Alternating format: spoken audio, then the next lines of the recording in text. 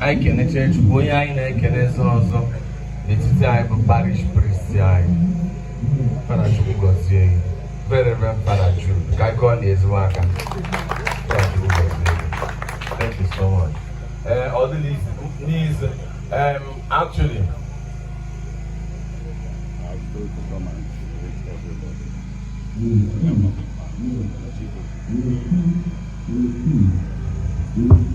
otu dịrị Jesu onye jisi ike n'ezi omume biko akwụ m ebe a on behalf of ndị be anyị ihe mere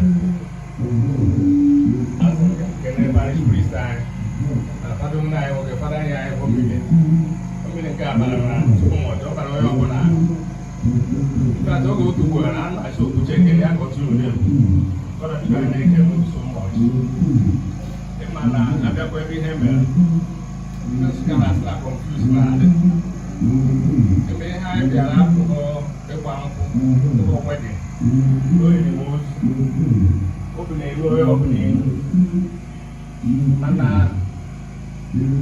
ekwuchekwa okwu Chukwu a na-ekwu onye ọbụla eze I take care for this beautiful family. On behalf of Undebai, Ndogu Yoji, Ndebe Sonchi, I think I can name they see me and what way you. Makana, a lot of people die, what a party with mass. I cannot be out of my idea. Gaga getting poor cheating.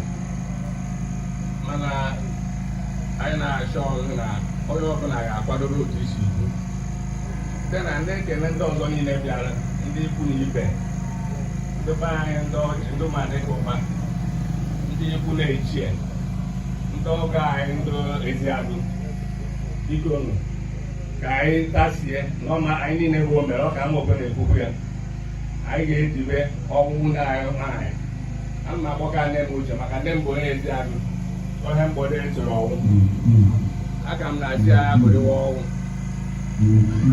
ị mara amaghị m ekwu okwu so mọchị ama m mgbe m kwughere so mọchị maka na ndị fara ka ga-ekwute ihe ndị ọzọ ga-ekwu so ihe asị m kene onye ọbụla ekele m dịka ụlọ emeka ụlọ echezọkwere echi ime ndị ụka St. Anthony be anyị echekwa anyị bụrụ na nwaanyị nata wee na-eri ya na ebe anyị biko na ekele m everybody Thank you so much. God Daddy, thank you so much. You spoke well. Listen, I'm here. Money in poor man. God is work.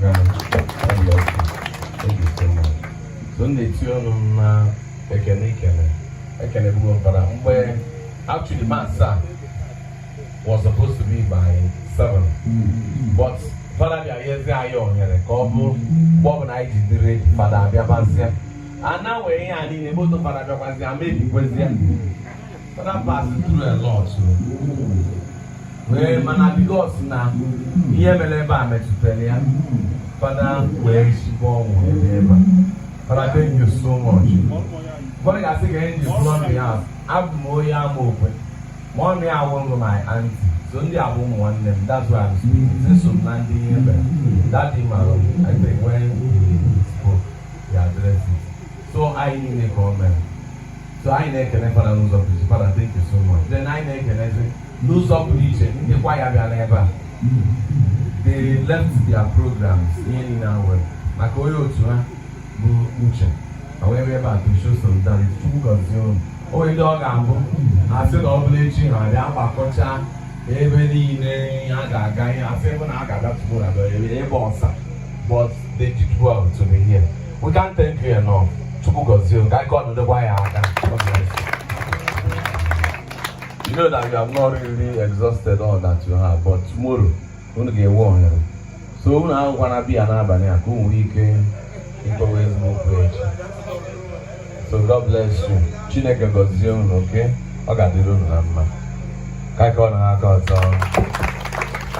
Ozu asị ka anọ n'ebe a nsị ka ha bụ ọ ka mma ka anọ abịghị ya ihe anyị chọrọ. Chineke gozie unu.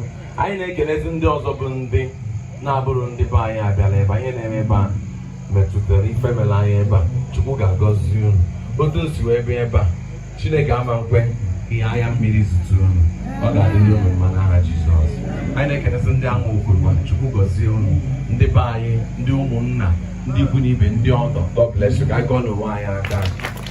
Then I want to make a passionate appeal. Everybody who namas tomorrow by 10. I want to beg us. Imana onwe ihe a na-emebe. Ọ bụ na a na-akwado funeral na-ewe maasị aka ndị mmadụ na-abụ eju n'ụlọ. So ọ ka mma na mmadụ